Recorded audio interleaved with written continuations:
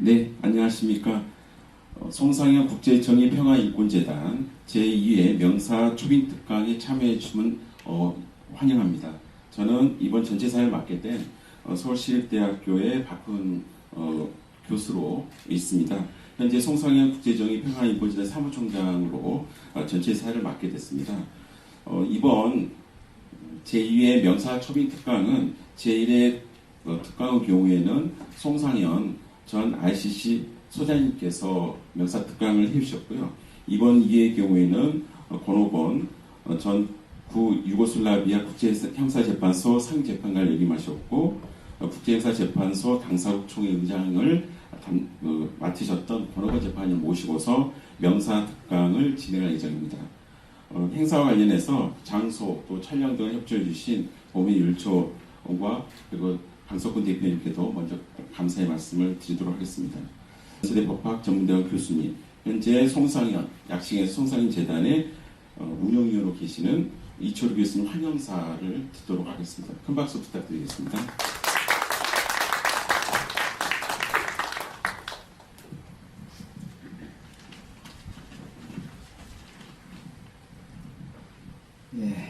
송상현 국제정의평화인권재단 제2회 명사특강에 오신 모든 분들께 김용덕 이사장님을 대신해서 환영의 마음을 드립니다. 오늘 특강에는 권오건 전 구유고슬라비아 국제형사재판소 ICTY 상임재판관님을 모셨습니다.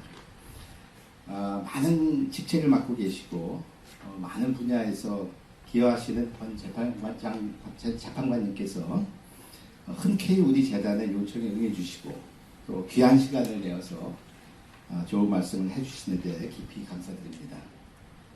권 재판관님은 의장님으로도 또 원장님으로도 부르십니다. ICTY 재판관 임기를 마친 후에는 국제형사재판소 즉 ICC의 당사국 총회 의장을 역임하셨습니다. 그와 더불어서 법조 실무계와 학계를 아우르는 한국법학원의 원장으로도 공직하셨습니다. 그렇지만 저는 권 재판관님을 재판관님으로 부르도록 하겠습니다. 그 이유는 ICTY 상임재판관과 부소장으로서 글로벌 형사사법의 발전에 기여하신 바가 가장 빛나는 업적이라 생각하기 때문입니다. 제1회 명사특강을 해주신 송상현 전 국제형사재판소장님께서 말씀하셨듯이 ICTY는 그 상설 ICC에 이르는 그 설립에 이르는 중요한 도정에서 결정적인 이정표로 역할을 했습니다. 권 재판관님은 뉘른베르그와 도쿄 전범재판소 후 최초의 국제형사재판소인 ICTY의 상임재판관으로 15년간 재직하면서 그 학살 책임자 라도반 카라지치를 판결한 그 재판부의 재판장으로 역할하신 것을 비롯해서 많은 활동을 통해서 글로벌 형사사법의 발전에 선구적으로 기여하셨습니다. 우크라이나 전쟁과 이스라엘 하마스 전쟁으로 지구촌이 또 한 번 참상을 목도하는 작급의 현실에서 권 재판관님의 말씀은 큰 울림이 있을 것으로 믿습니다. 이 특강은 대면과 비대면으로 진행할 뿐만 아니라 녹화되어서 유튜브로 제공됩니다. 그 촬영을 위한 장비들이 여기 앞에 설치되어 있고 그러한 그 촬영 중심의 이 행사이기 때문에 현장에 많은 분들이 직접 오시도록 그렇게 저희가 안내를 하지는 않았음에도 불구하고 오늘 많은 분들이 와주셨습니다. 일일이 소개드리고 감사드리지 못함을 이해해 주십시오. 온라인으로도 현재 여러분이 참여하고 계십니다. 멀리 미국 오레곤 대학의 영기호 교수님도 지금 온라인으로 참석하고 계시는 것으로 알고 있습니다. 실시간으로 참여하는 분들보다 훨씬 많은 청중이 유튜브로 시청할 것으로 기대합니다. 저로서는 오늘 특강의 의의에 대해서 드리고 싶은 말씀이 아주 많습니다만은 빨리 그 권 재판관님의 강의를 듣게 해달라는 그 청중의 요청이 들리는 듯해서 이것으로서 빨리 제가 내려가도록 하겠습니다. 자, 그러면 권오건 재판관님을 모시겠습니다.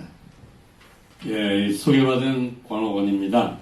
그 소소한 말씀드리는 게 옳을 것 같은데 그 강의 여기 주최 측에서 그 파워포인트 조작하는 거, 화면 이런 여러 가지 명들을 해서 앉아서 말하라고 그래서 제가 우려를 무릅쓰고 앉아서 말씀드리도록 하겠습니다.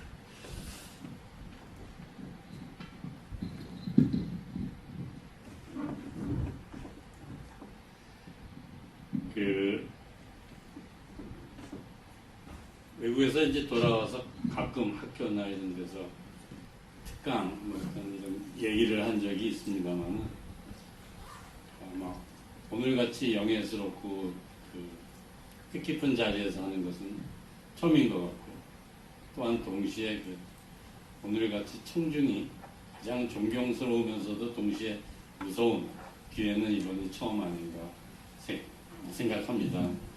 무슨 얘기를 할까 하고서 이제 주최 측 이철호 교수님이랑 김재인 교수님하고 상의하는 과정에서 요즘 아까 말씀하셨듯이 하마스 이스라엘 전쟁도 있고 우크라이나 전쟁도 있고 참 이 어떤 국제형사법이 도전을 받고 참 혼란스러운 시기도 되기 때문에 과연 어떻게 가고 있는가를 돌아볼 수 있기 위해서 제가 한번 지나온 길, 판사 시절 어떤 일을 했나, 그리고 특히 가장 최근에는 국제형사재판소 당사국 총회의장을 하면서 이거랑 관련된 일도 없지 않아 있었기 때문에 그런 경험을 토대로 얘기하면서 말을 풀어나가면 어떨까 생각하고 있습니다. 그래서 아시다시피 제가 이제 유고슬라비아 전범재판소를 ICTY라고 합니다만 여기 청중들께서는 그런 얘기는 안 해도 될 것 같습니다만 ICTY에서 재판관으로 15년을 근무했고 그래서 돌아와서 있다가 또 우연찮게 ICC 당사국 총회의장을 3년을 했습니다. 그래서 요즘 제가 법률신문에 ICTY 관련 얘기는 회고록을 좀 쓰고 있습니다만 오늘은 ICTY 얘기는 제가 어떤 재판을 했나 이런 얘기만 간단히 하고 ICC 당사국 총회의장을 하면서 생각나는 중요한 일 3가지 정도를 여러분들하고 얘기하고 얘기를 이끌어 갈까 그럽니다.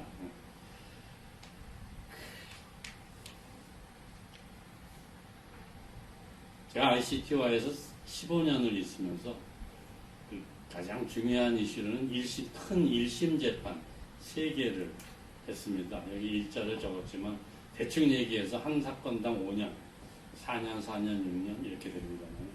그래서 가자마자 국가 원수로서는 처음으로 국제법정에 쓴 옛날 세르비아 그리고 유고 연방 대통령을 했던 슬로보단 밀로세비치 재판을 4년여 했습니다. 안타깝게도 밀로세비치가 심장병으로 인해서 구치소 안에서 사망하는 바람에 그냥 끝나고 말았죠. 그 다음에는 포포비치라는 부야딘 포포비치라는 피고인을 비롯한 7명에 대한 그러니까 ICTY에서 가장 많은 피고인들 숫자 중에 한 명입니다. 그 재판 이것은 순전히 스레브레니짜라고 하는 서 벌어진 일만 아주 그것만 다룬 사건입니다. 그러니까 ICTY 사상 처음으로 제노사이드 우리는 집단 살해라고 번역하는데 집단 살해의 본범이라고 유죄를 확정해서 무기징역형을 보낸 첫 사건이죠. 제노사이드가 어떤 민족 그룹의 일부를 대상으로 성립할 수 있다고 판결한 첫 사건이기도 합니다. 그 사건이 끝나기 전 한 1년 전쯤에 카라지치라는 사람이 보스니아 내 세르비아 공화국 리퍼블리카 스르프스카라고 하는데 거기에 대통령으로 있던 카라지치가 붙잡혀오는 바람에 마지막 1년은 2사건을 같이 하면서 카라지치 재판장으로 지냈습니다. 그 밖에도 항소심, 1심에서 자백을 하는 경우에는 그냥 양형만 판결을 선고하는 센텐싱 판결, 그 다음에 각종 법정 모욕 사건, 준비 절차 사건, 이 사건을 빨리 하기 위해서 ICTY가 가지고 있는 걸 보스니아, 세르비아, 크로아티아 법원에 보내는 리퍼럴 벤치. 그 다음에 이제 2009년부터인가 3년 동안 부소장을 하면서 체인버 그 재판부 내 스태핑, 그 재판연구관 인사 문제, 그 다음에 재판 일정 조정 문제를 다뤘었습니다. 그 1심 사건들이 얼마나 규모가 큰가 하는 거를 제가 마지막으로 재판장을 하면서 그 지냈던 카라지치 사건을 예로 한번 들자면, 카라지치 사건은 공소사실이 크게 4가지입니다. 그러니까 각 지역에서 서로 지역을 많이 차지하려고 세르비아 사람들하고 보스니아 무슬림들하고 그 전쟁을 했었는데, 그 차지한 지역 내에서 그 상대방 그 민족들을 그냥 지역에서 쫓아내는, 그래서 그걸 에스닉 클렌징이라고 하는 인종 청소라는 말이 처음으로 사용되기도 한, 그래서 저희들은 그거를 뮤니시팔리티즈라고 불렀죠. 그게 있었고, 사라예보 지역을 그 세르비아 군이 포위를 해서 사라예보 시에지라고 해서 3년이요, 3년 반 가까이 1000일이 넘는 기간 동안 포위를 하고 스나이핑을 하고 포격을 쏘고 사라예보 사람들이 엄청난 테러를 당했습니다. 그 크라임 오브 테러 하는 게 사라예보가 이제 한 컴포넌트요. 그 다음에 아까 얘기한 스레브레니짜. 그 다음에 마지막으로는 그 나토군이 세르비아에 대해서 공격을 하고 하니까 그 보복으로 해서 유엔군을 잡아다가 인질로 삼은 부분. 이 4가지 사건을 했습니다. 이 4가지 사건에 관해서 집단 사례가 2번. 그러니까 뮤니시팔리티에 관해서도 제노사이드, 스레브레니짜에 관해서도 제노사이드를 주장했고, 인도화의 반환죄로 하나, 둘, 셋, 넷, 5개가 있군요. 그 다음에 전쟁 범죄로 4개. 그래서 전부 11개의 죄목이 있었습니다. 근데 이걸 재판하느라고, 그러니까 11개의 제목이고, 그 범죄 사실 뒤에는 그 우리 식으로 얘기하면 별표, 그 영어로 해서는 스케줄이라고 하는데, 178개의 쉐줄이 있었는데, 그 한 개의 쉐줄이라는 게, 한 개의 별지가, 예를 들면, 그 어떤 지역에서 한 1000명을 그 창고에 가두고 밤사이에 뭐 수류탄과 기관총과 이걸로 사람을 죽였다. 이런 것이 한 개의 범죄 사실이니까 그 규모가 얼마나 큰지 상상을 하실 겁니다. 검찰 측 증인 350명, 피고인 측 증인 250명을 들었고, 그러니까 국제재판은 모든 변론, 그리고 증인신문, 법정에서 일어나는 한 4-5시간을 다 속기를 하는데, 그 속기록이 한 5만 페이지가 넘고요. 소송 기록이라는 건 영어로 케이스 파일링이라고 하는데, 공소장에서부터 비롯해서 법원의 각종 결정, 신청서 뭐 이런 것들, 케이스에 관한 그 기록을 하는 것이 9만 페이지. 그 다음에 이제 증거로 한 서면 증거만 한 19만 페이지 해서 전부 한 33만 페이지가 됩니다. 그 재판하는 과정에서 저희가 서면으로 결정한 게 한 1000여 개 되는 것 같고요. 법정에서 구두로 결정을 내린 것도 400개가 된다고 봅니다. 판결은 2016년 3월에 내렸는데, 페이지 수가 한 2600장, NX를 제외하고, 그 다음에 각주 마지막 번호가 한 2만 1000 몇 번이 되더라고요. 제가 판결을, 요지를 따로 작성해서 판결 선고를 했는데, 그 유튜브에서 볼 수 있겠습니다만, 그 판결 선고, 요약만 하는데도 40분 정도 걸렸습니다. 재판은, 히어링이, 증인신문, 뭐 변론 이것이 4년 6개월이 걸렸고, 판결을, 우리 판사들, 예비 판사까지 4명이 합의를 하고 판결 쓰는데 1년 6개월이 걸렸어요. 그러니까 그 어떤 스케일이라는 것은 국내 법원에서 도저히 상상할 수 없는 그 정도입니다. 그런 의미에서 제가 처음으로 했던 국가원수에 대한 밀로세비치 사건을 다시 한번 되돌아본다면, 그거는 더욱더 상상할 수 없을 정도의 규모입니다. 그냥 쉽게 얘기하면 카라지치 사건의 3배라고 볼 수 있을 정도로. 왜냐하면 카라지치 사건은 보스니아에 국한된 것이지만 밀로세비치는 보스니아, 크로아티아 그리고 코소보 전쟁 한 10년에 걸쳐서 일어난 세 개의 전쟁을 모두 커버하는 것이거든요. 그리고 아까 카운트라고 해서 죄목, 그러니까 구체적 범죄 사실과 달리 뭐 살인만 하더라도 수백 개가 있는데 그런 것을 이제 전쟁 범죄를 했다 하면 전쟁 범죄 하나가 죄목이니까. 카라지치는 죄목이 카운트가 11개였는데 밀로세비치는 66개였고 어떤 ICT와의 세르비아의 피고인들이 많이 기소됐는데 그 사람들의 공소장을 모두 모아놓은 게 밀로세비치 공소장이었다 라고 하면 해도 과언이 아닐 정도로 될 겁니다. 이거와 관련해서 어떤 국제형사재판소에서 기소를 할 때 어떤 식으로 해야 되느냐 하는 논의가 검사와 판사 사이에 있습니다. 저는 이제 일부 판사들은 이 판결 쓰는 게 뭐 백서 쓰는 게 아닙니까? 역사책을 만들어내는 게 아니니까 어떤 가장 중요하고도 대표적인 거를 기소해서 재판을 좀 빨리 끝내는 게 좋지 않느냐 하는 의견인 반면 그 역대 검사들은 그 피해자를 무시할 수 없기 때문에 누구를 제외할 수 없다 하는 논쟁이 있습니다.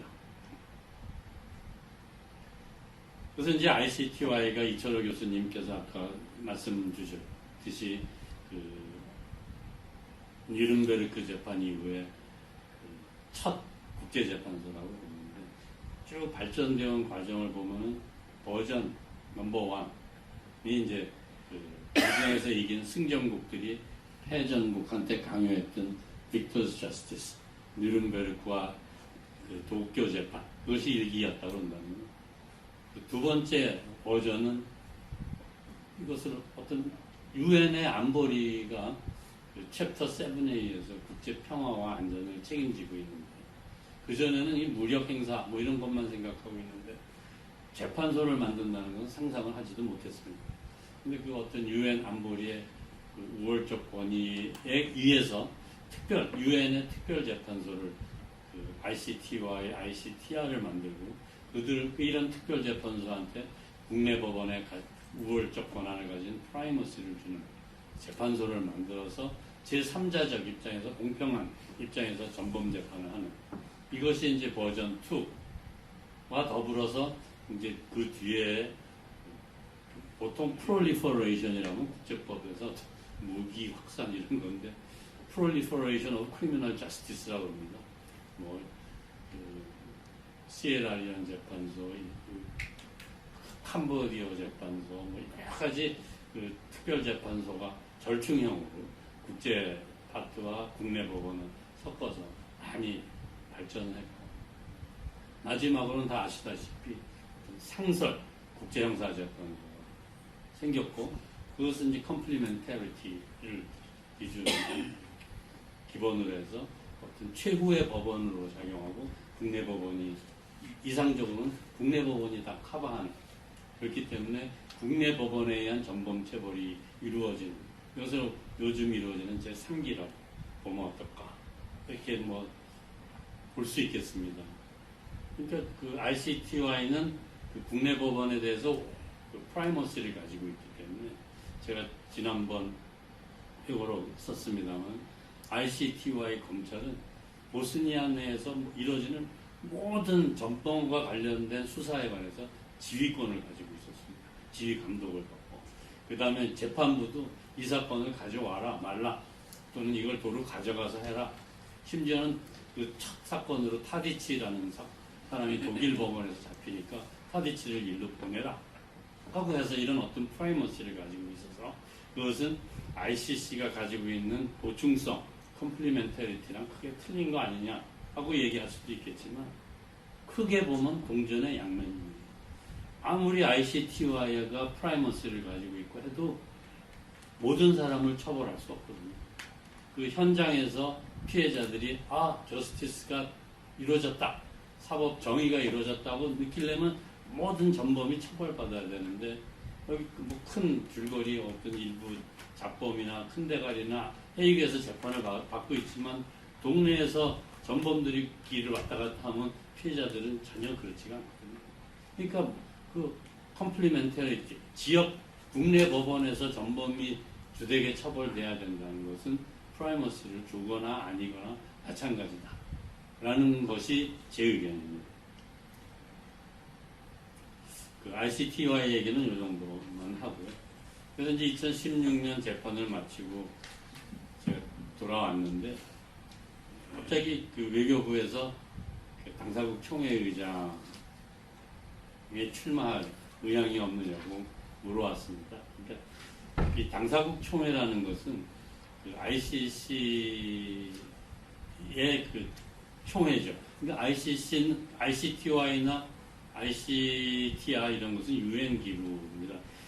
송상현 선생님이 맨날 많이 말씀하셔서 잘 알고 계실 것 같은데, 그러니까 ICTY나 ICTR 경우에는 뭐 스태츄트를 UN 안보리에서 만들고 판사 선거를 UN 총회에서 해야 되고 하는데, ICC는 다자조약, 로마 규정이라고 하는 다자조약 123개국이 현재 그 비준했고 최근 아르메니아가 비준서를 기탁했습니다만 그 123개국이 UN 총회 역할을 하고 안보리 역할도 하고 그러는 겁니다.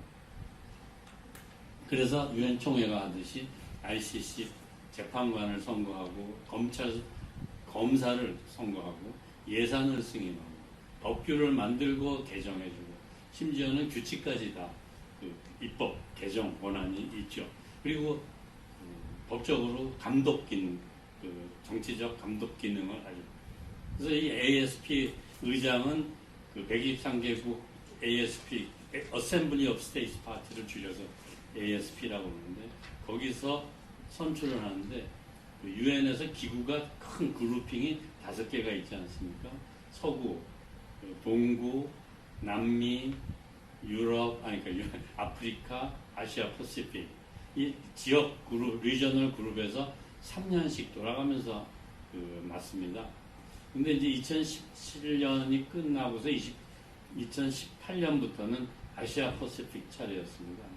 첫 아시아 퍼시픽 의장은 그 조르단의 프린스 자이드라는 사람이 됐었고, 그래서 아시아 차례였는데 저는 뭐 그냥 될 것 같다, 뭐 그냥 뭘 하냐 했더니 그냥 이렇게 가서 사회만 보면 된다 라고 생각해서 무심코 승낙을 했는데, 그 당시 아마 주 네덜란드 일본 대사를 했던 분이 관심을 보이다가 아마 제가 나간다 그러니까 철회를 해서 결국 제가 유일한 후보가 됐습니다. 그래서 컨센서스로 그 당선이 됐죠. 근데 그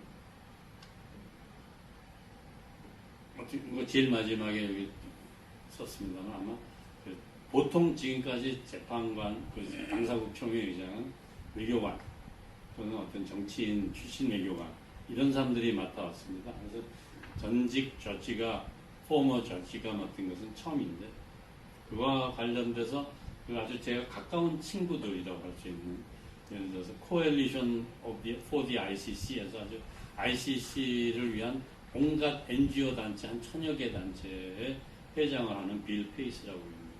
빌 페이스. 그 다음에 휴먼 라이츠 와치의 리처드 디커 하는 친구들은 저한테 와가지고서 보건, 너가 아주 훌륭한 저지인 건 아는데 이건 당신 자리가 아니다. 이건 어떤 정치적으로 협상을 하고, 예를 들어서 UN 총회 의장인 총회나 무슨 6일을 들어가기 전에 복도에서 기다리다가 무슨 대사를 만들면 가서 끌고 가서 얘기 좀 하자 하고 가서 내고를 하고 밀어붙이고 해야 되는 건데, 너가 어떻게 한국에 있으면서 왔다 갔다 하면서 이런 온갖 타협을 할 수 있을 거냐. 그래서 아주 저보고 나가지 말라고 취소하라고 아주 그 충고 아닌 충고도 하고 했습니다. 아주 일리 있는 소리였는데, 끝나고 제가 임기 마칠 때 이 사람들이 와서 자기가 잘못 생각했다. 그러니까 특히 아마 이제 리뷰 프로세스가 잘 됐다는 뜻에서 그런 얘기를 할지 모르지만 자기가 잘못 생각했다 하는데, 제가 나중에 말씀드리겠습니다만 검찰 소추관 선거까지 치고 나니까 그 사람들이 일리가 있었구나 하는 생각도 들고, 근데 이제 하나 위안이 되는 것은 제 후임으로 당사국 총회 의장 된 사람이 실비아 페르난데스라고 ICC 재판관을 했던 사람이거든요. 그러니까 재판관이 했던 사람이 맞는 전례가 반드시 나쁜 것도 아니구나 라고 받아들여지는구나 해서 좀 위안이 되고 있었습니다. 그래서 ASP는 이제 많은 다자조약이 그런데 그 어떤 컨센서스 룰을 아직 채택하고 있습니다. 최근에는 소송 규칙과 관련해서 보팅, 그 의결을 하기 시작했다고 들었는데 그 전까지는 심지어 그 판사들이 플리너리에서 이건 꼭 고쳐달라 하고 소송 규칙 안을 낸 것도 한 나라가 블로킹을 하면 통과가 안 되는 그 컨센서스 룰이 있었습니다. 근데 이제 ASP라는 총회는 1년에 한 번, 그 12월 초에 그 헤이그에서 2번, 그리고 선거가 있는 철에는 뉴욕에 가서, 뉴욕에 이제 모든 당사국들이 있습니다. 가서, 그러니까 1년에 한 번 모이는데, 이 사람들이 매번 그 1년에 한 번 결정을 12월에 다 할 수 없으니까 어떤 제도를 만들어 놨냐면, 뷰로, 이사회라고 번역하면 되겠습니다만, 의장국을 포함해서 21나라가 뷰로를 만들어서 그 헤이그 또는 뉴욕에서 수시로 뷰로 회의를 합니다. 그래서 제가 있는 한 1년에 한 20번 정도 하기도 하고 많이도 하고 그랬는데 이 뷰로에서 ASP를 대신해서 결정을 하죠. 근데 이제 그 다른 나라, 뷰로에 끼지 않은 나라가 나를 제외하면 어떡하느냐, 우리 트랜스페런트 하지 않게 결정을 한다 하는 불평을 하니까 그 헤이그랑 뉴욕에서 워킹 그룹이라는 이름으로 모든 당사국을 불러서 워킹 그룹을 운영하고 있습니다. 그러니까 뷰로에서 중요한 결정하기 전에 워킹 그룹 미팅을 하고 뷰로에 가서 땅땅땅 하고 뭐 이렇습니다. 한 가지 농담 같이 하면 그 뷰로 미팅은 다 나라가 똑같으니까 회의가 어디서 하든 관계가 없을 것 같지만 뉴욕에서 뷰로 미팅을 하느냐, 헤이그에서 뷰로 미팅을 하느냐가 그 같은 그 외교관 사이에서도 굉장히 첨예한 이해관계가 있습니다. 근데 헤이그에는 123개국 나라 중에 한 70개국밖에 없고요. 뉴욕에는 모든 나라가 있죠. 그렇기 때문에 어떤 예산, 뭐 규칙, 선거 이런 거에 관해서는 그 뉴욕 가서 토의를 하는데 헤이그는 법원 코트 오브 더, 그러니까 시트 오브 더 코트가 있으니까 법원 운영 뭐 이런 건 우리가 하겠다 하는데 여기는 헤이그에 가면 대사급이 나오고 그 뉴욕에 가면 서기관, 참사관, 기껏해야 이런 사람들이 나오고 그러니까 이거를 누가 하느냐 서로 그 첨예한 대립이 있어서 그걸 워킹 메서드라고 해서 어떤 노인이를 헤이그에서 할 거냐 뉴욕에서 할 거냐 이런 논의가 있었는데 제가 마지막 1년은 코로나가 와가지고서 그 이슈가 아주 일거에 해결이 됐습니다. 그러니까 줌 미팅을 하면은 두 헤이그랑 뉴욕 외교관이 동시에 참여할 수 있으니까 유일한 피해자는 전데 유럽과 미국을 동시에 수용하려면 저는 밤 12시부터 시작해서 서너 시간을 제가 사회를 봐야 됐습니다.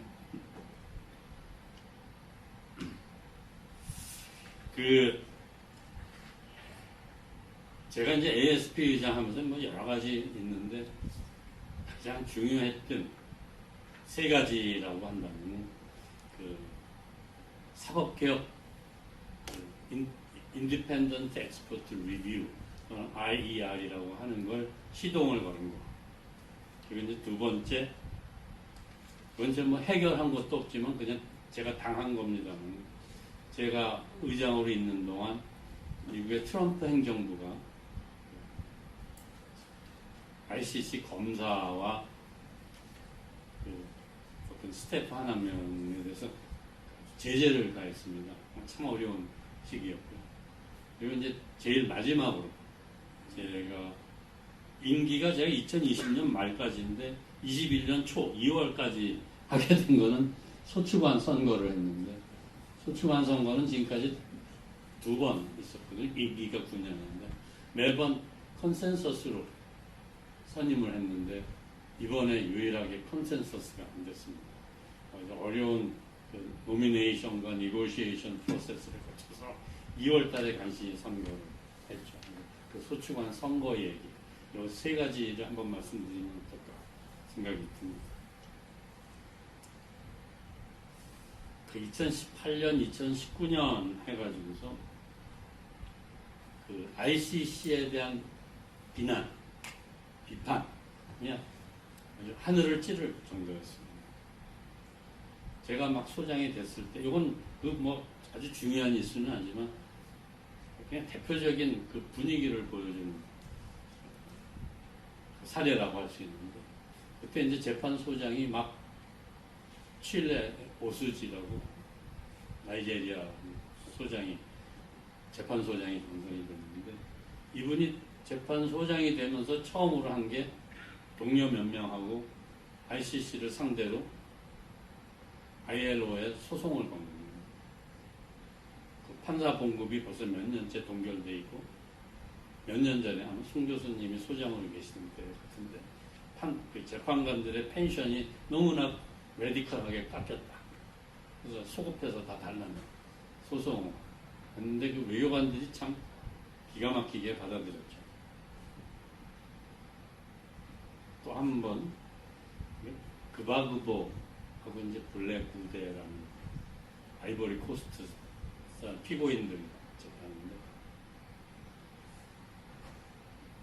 판결 선고와 관련된 건데, 그 영미에서 있는 건데, 영미에서 재판은 그 검사 측 증언 증거를 다 듣고, 그리고 피고인 측 증거를 그 다음에 듣거든요. 그 우리는 막 섞어서 듣는데 그런 게 없습니다. 그러니까 프로시큐션 케이스라고 해서 검찰 측 증거 주소가 다 끝나고 났을 때 노 케이스라는 개념이 있습니다. 그러니까 이 검찰 측 증거를 다 100% 신빙성이 있다고 받아들여 한다 하더라도 재판할 케이스가 하나도 없다. 그럴 때 노 케이스 투 앤서 해가지고 그냥 약식으로 하면서, 저희가 몇 분에 시작했죠? 10분쯤 시작했네. 준비하신 대로 그냥 하시면 될 것 같습니다. 조금 길어질지도 모르겠네. 알겠습니다. 7학년이 되다 보니까 말이 많아지는 것 같습니다. 노 케이스 투 앤서 해서 하는 거죠. 100% 다 듣는다 하더라도. 그러니까 그건 왜 이런 거 있냐면, 영미에서는 주리 재판을 하는데, 이렇게 증거가 하나도 없는데 이걸 계속 나갔다가 혹시라도 유죄 판결하면 이건 뭐 재판이 망하는 거다. 그걸 막기도. 그러면서 또한 그 사실 인정은 주리의 권한이니까 그 단계에서는 그 굉장히 증거를 판단하고 그러는 거 아니라 그 액면 그대로 100% 다 믿는 거. 이 사람 거짓말이다, 아니다 판단하지 말고 다 들어. 그런 상태에서 케이스가 없다고 할 때 약식으로 무죄 판결을 하는 겁니다. ICTO에서는 저쯤은 또 버피털이라고 불렀는데, 영미에서는 대답할 케이스가 없다 그러는 건데, 그 노 케이스 판결을 하는데 한 달 지나서 판결을 하는데 2대 1로 다수 의견으로 무죄를 했어요. 그런데 이제 반대 의견을 쓴 사람은 아주 한 20-30페이지 아주 장황하고 요령 아주 정리 잘 된 반대 의견을 했는데, 다수 의견은 우리는 아직 이유를 아직 못 썼으니까 이유는 to be followed 하고서 무죄하고서 석방을 했어요. 검사는 항소를 하려고 해도 이유를 모르니까 항소를 못하고, 나머지 2명의 판사가 한 7달 정도 지나서 이유를 했는데, 그 중에 한 명은 1월 달에 선고했는데 3월에 임기가 만료돼서 집에 가야 될 사람이에요. 그러니까 뭐 이런 워킹 모럴이 뭐냐 하면서 아주 외교관들, 당사국총회 이런 사람들이 불만이 많았죠. 이것은 2가지 예인데, 기본적으로는 한 그때까지 한 15년 정도 ICC가 있으면서 한 40-50건 재판을 했는데 유죄 확정된 사람은 3명밖에 없다. 그러니까 1명 유죄 확정시키는데 수백만 불 들었다. 이게 뭐냐? 검찰은 프리트라이얼 페이스 프리리미너리 examination은 너무 여기저기 다 벌려놓고 거둬 따는 열매는 하나도 없지 않느냐. 그 다음에 워킹 재판소는 ICT와에 다르게 왜 이렇게 콜레지얼리티가 없고 스태핑이 이상하게 되고 그 재판관 선거도 여러 가지 개선할 게 너무 많다. 아주 비판이 많았죠. 그래서 제 주도하에 헤이그 워킹 그룹이 좀 주도가 됐는데 이사회에서 지방에 가서 1박 2일로 논의를 해서 저는 우리가 논점을 모은다면 그 외부의 전문가를 뽑아서 우리가 검토를 시켜서 개선 방안을 만들어내자 해가지고서 재판부, 소추부, 그리고 가버넌스 이 세 가지 분야에 관해서 의장이 헤게모니를 잡아서 전문가도 선임하고 해서 아주 다행히 그 사람들이 2001년이 안 돼서 아주 종합적인 보고서를 만들어냈고 제가 퇴임하면서 후임 의장한테 그 숙제를 준 결과 지금 3년 동안 많이 어세스먼트하고 임플리멘테이션 이런 것이 많이 됐고 지난주인가 지지난주에 ICC 하이레벨 리저널 세미나가 있었는데 재판소장, 당사국 총회 의장 모든 사람들이 이 보고서 이것이 참 잘 됐다고 좋은 말을 해서 기분 좋게 들었습니다. 이게 역대 검사들 사진인데 제일 윗줄이 리처드 골드스톤이라고 ICTY 첫 검사 남아공 헌재 재판관을 했던 사람이에요. 윗줄 가운데가 칼라 델 폰테라고 제가 갈 때 ICTY 검사 아주 유명한 여자입니다. 오른쪽은 벨기에 세르지 브라멘트라고 지금까지 잔무 처리기구 검사를 하고 있는 사람이에요. 아래쪽은 오캄포 초대 ICC 검사, 두 번째는 파투 벤수다, 세 번째가 카린 칸. 제가 지금까지 한 20년 외국에 지금까지 70년이라고 그렇게 살면서 가장 세상에서 폼나는 직업이 뭐냐 한다면 국제재판소 검사라고 주저없이 말씀드립니다. 우리나라 젊은 검사님들 있고 하면 검찰총장이 로망이라고 생각하고 하는 분들이 많은데 우리나라 검찰총장이 진짜 막강하고 일을 많이 하는데 법무부 장관을 통해서 대통령의 일반적인 지휘 감독도 받고 여러 가지가 신경 쓰고 임기도 2년을 안 되는데 국제재판소 검사는 임기가 ICC 경우에는 9년이고요. 일단 임명은 어렵지만 ICC에서 ASP에서 선출이 되고 나면 크리미널 폴리시에 대해서 다시 말하면 123개국 중에 벌어지고 있는 시츄에이션 중에서 어디를 들여다보고 누구를 기소하고 어떻게 기소하느냐는 이 사람 단독 결정입니다. 결재를 받지도 않고 이 사람이 어뷰즈를 하고 하면 ASP에서 탄핵하는 방법은 있겠지만 지휘 감독을 전혀 받지 않습니다. 그래서 엄청나게 중요한 겁니다. 그래서 이 소추관은 규정상은 ASP에서 컨센서스로 하거나 의결을 한다라고 되어 있지만 대부분 지금까지 의결을 했는데 제가 할 때 이것도 아까 엑스퍼트 리뷰 할 때 같이 어떤 전문가들을 저한테 선발 권한을 주면 좀 아주 멋있는 절차를 할 거라고 생각했는데 다자 외교에서는 이게 스테이트 드리븐이냐 엑스퍼트 드리븐이냐 이거에서 굉장히 민감하고 스테이트 파티들이 이거를 절대 양보를 안 하죠. 특히 검사 선거는 너무나 중요하니까 terms of reference 어떻게 할 거냐 절차를 규정하는 것도 드래프트하는 것도 저는 그냥 진행만 해줬지 스테이트 파티들이 했습니다. 그래서 CEP라고 Committee for the Election of the Prosecutor를 만들고 전문가 그룹을 따로 5을 만들고 그래서 이 사람들이 베이컨시 어나운스부터 다 해서 쇼트리스트를 딱 4명을 만들어냈는데 난리가 났습니다. 뭐 이건 어떻게 대비지만 공개된 비밀과 마찬가지인데 제일 오른쪽 2명 그 당시 ICTY 또는 믹트의 검사였던 세르주 브라메츠 그 다음 밑에 있는 카린 칸 지금 이 두 사람이 쇼트리스트에서 빠진 거예요. 그리고 이제 뭐 괜찮은 분도 있었는데 그 쇼트리스트를 보고서 그냥 스테이트 파티가 한 두 동강이 났어요. 이거 갖고는 안 된다는 사람이 좀 더 많았고 좀 큰 나라들이 많았고 그냥 절차를 지켜야 된다는 것도 있고 근데 이제 그 당시 막 코로나가 와서 저는 갈 수도 없고 그래서 제 부의장들하고 상의만 해서 부의장한테 막 그 니고시에이션을 맡길 수밖에 없고 부의장 말을 들을 수밖에 없었는데 결국은 이 4명만 갖고서 추진하는 것은 절대 컨센서스를 못하고 나중에는 선거 선출도 못할 수도 있다는 겁이 나서 제가 웨이 포워드라는 엄청난 니고시에이션을 거쳐서 코미티가 뽑은 롱 리스트를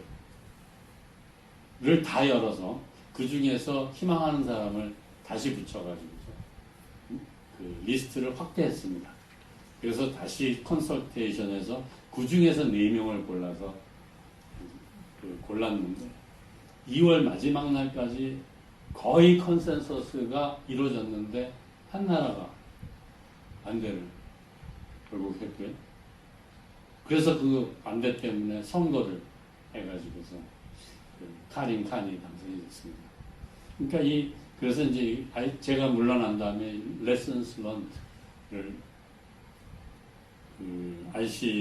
ASP에서 진행을 했는데 저는 간단히 커미티는 잘못한 거다라고 나중에 얘기를 했습니다.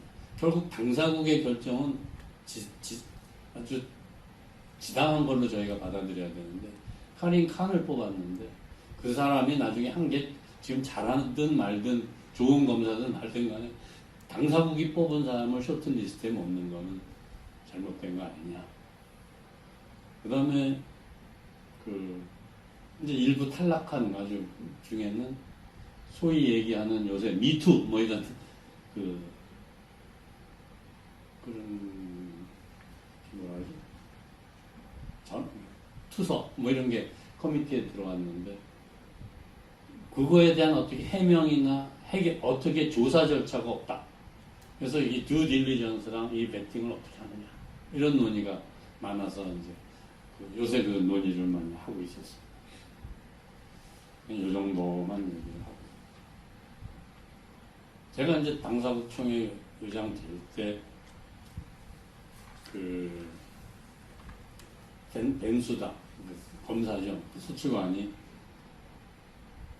아프가니스탄 사태와 관련해서 수사 개시 신청을 했습니다. 그러니까 프리트라이얼 체인버에서 허가를 받아야지 시작하는데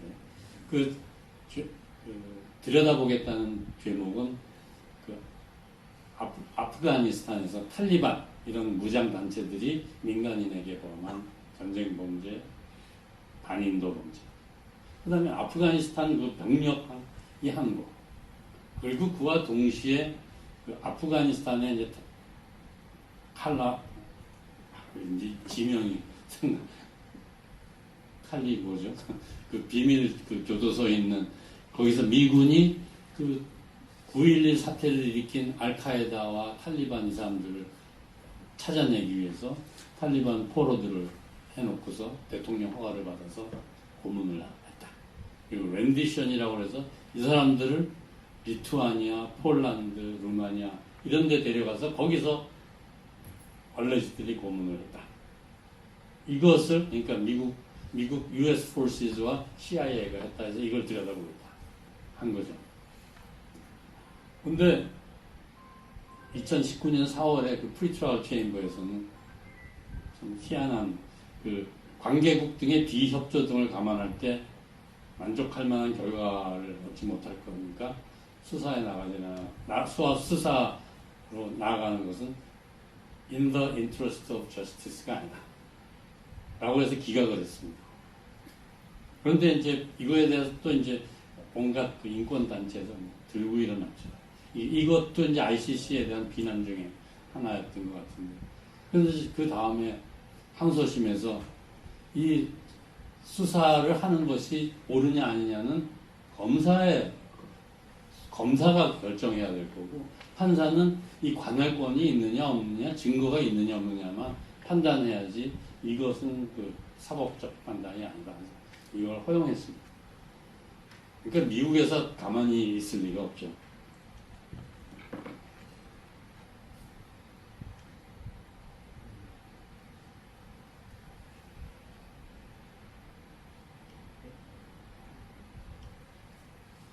여기 그 페이지가 바뀌었네. 그러니까 그 미국이 뭐 폼페오가 그냥 나서서 하고, 특히 미국 상원의원 70여 명, 그 다음에 하원의원 200여 명이 폼페오한테 편지를 했습니다. 이스라엘을 보호하고 이 불법한 ICC 재판을 막아라. 그러니까 미국 트럼프 대통령이 6월달에 이그제큐티브 오더라는 걸 내리고, 그거에 비해서 폼페오가 파투 벤수다 하고 모토 초코라는 스태프한테 제재를 내렸죠.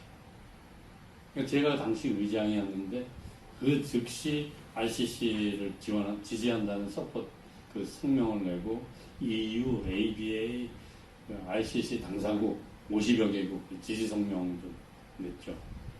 근데 그때 이제 그 ICC 당사국인 그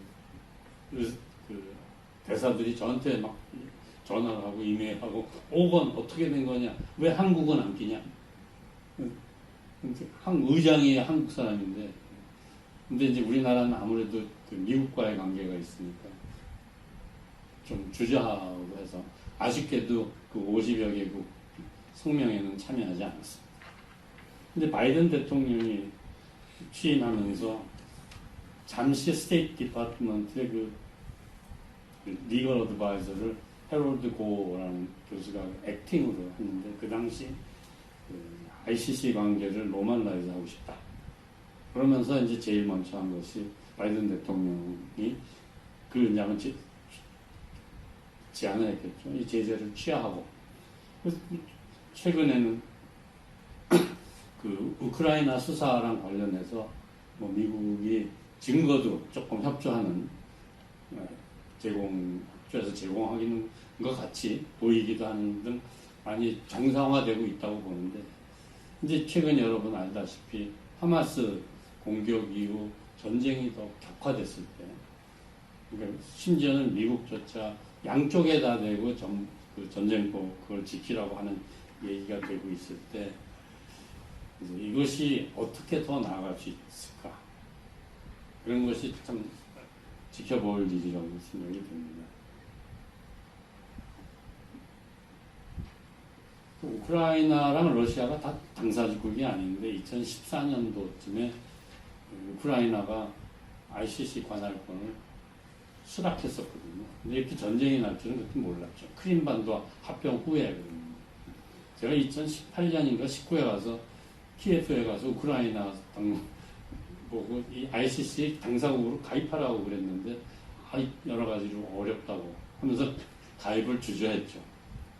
근데 지금은 이제 그 어쨌건 간에 그 관할권 수락 이후에 indefinitely 그 수락했기 때문에 지금 러시아가 우크라이나 영토 내에서 벌어지는 전범, 전쟁 범죄, 이것은 수사할 권한이 있는 거죠. 그런데 막 21년 2월 달에 검찰이 푸틴 대통령과 그 프레젠트 오피스의 그 어린이 뭐 이런 담당 그 간부에 대해서 영장을 신청했는데 한 달 만에 그 영장을 발부했습니다. 그러니까 어린애에 대해서 불법적인 디포테이션, 추방 내지는 이동했다. 의사에 반한 이동이다. 하고 프리처 체인버가 보통 영장은 비밀로 발부하는데 이것을 공표하는 것이 사태를 진정시키고 빨리 하는데 도움이 될 거다 하면서 발표를 했죠. 그러니까 뭐 아시다시피 러시아는 이 재판 소장, 판사, 검사 이런 사람들 지명수배하고 현재 이런 지경에 이르렀습니다. 그러니까 늘 얘기하는 평화와 정의 관계가 어떻게 되느냐. 그러니까 이거는 뭐 서로 대립하는 게 아니다. 이게 논쟁거리가 안 된다는 것이 주된 얘기지만. 그리고 사실 뭐 코피 아난이나 뭐 여러분이 얘기했듯이 정의가 이루어지지 않고서는 정착된 아주 지속 가능한 평화가 있을 수가 없는 거고.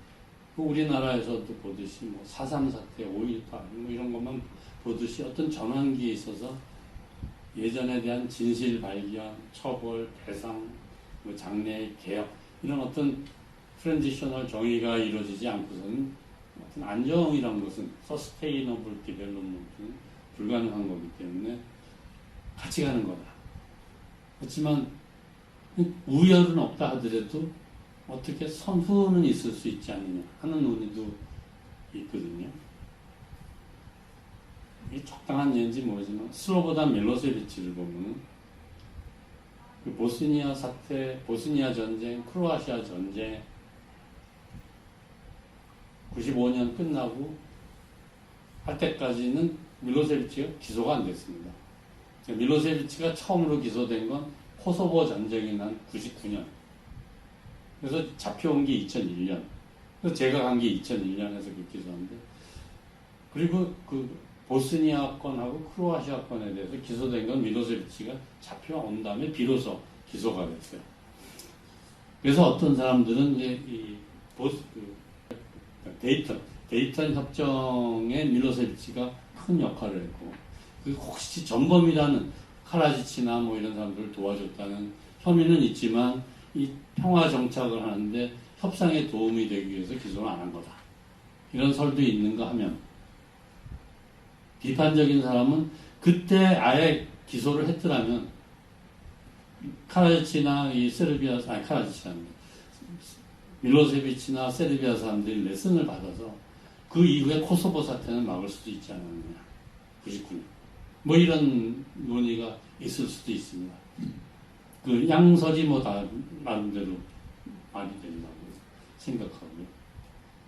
오마르 알바시르는 유엔 안보리가 회부를 해서 ICC가 일찌감치 그 사람이 수단 대통령으로 있을 때 영장을 발부했는데 지금 아주 실각하고 구속되어 있는 이 순간까지도 지금 신병을 인도받지 못하거든요.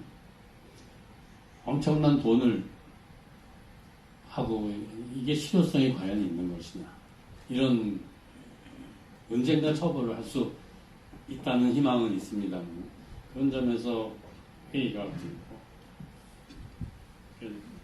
가장 많이 받는 질문이 이제 옛날에는 김정은을 당장 기소해야 되는 거 아니냐 이런 얘기를 하는데 그래서 만약 지금 김정은이가 기소가 되면 우리는 ICC 당사국으로서 김정은과 혹시라도 필요한 피스토크하는 것은 불가능하니까 그 사람을 잡아갈 의무가 있으니까 증거를 수집하고 차곡차곡 케이스를 축적해가는 게 더 낫지 않느냐라는 얘기를 하는데 그것은 케이스 나름이겠죠. 그러니까 어떤 식으로 그리고 그 김정은에 대한 증거랑 케이스가 얼마나 강력하고 그래비티가 어떻고 그거에 따라서 다를 거라고 생각합니다.